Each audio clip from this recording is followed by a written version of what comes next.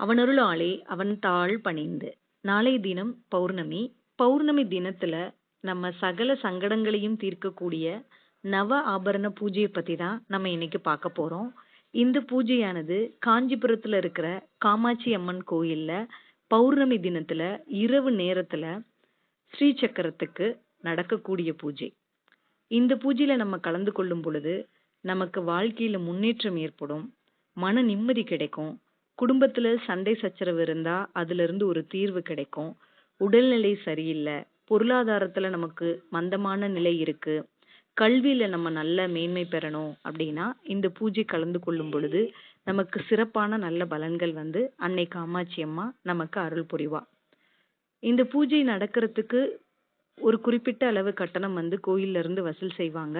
குறிப்பிட்ட எண்ணிக்கையில மட்டும்தான் கோயிலுக்குள்ள அனுமதிப்பாங்க. நம்ம சங்கல்பம் பண்ணிட்டு அம்பிகை கிட்ட நம்ம வேண்டுதலை வச்சுட்டு அந்த பூஜையை பார்த்ததுக்கு அப்புறம் கோயில் உள்ள அர்ச்சகர் வந்து ஒரு தீர்த்தம் நம்ம மேல தெளிப்பாங்க. இது கட்டினவங்களுக்கு நடக்கக்கூடியது. அதன் பின் பொதுமக்கள் காத்திருந்து அம்பாளை தரிசனம் பண்ணி அம்பாளோட குங்கும பிரசாதமும் இந்த தீர்த்தமும் பெறலாம். வாய்ப்பு இருக்கிறவங்க பௌர்ணமி தினத்துல இந்த பூஜையில கலந்துக்கோங்க.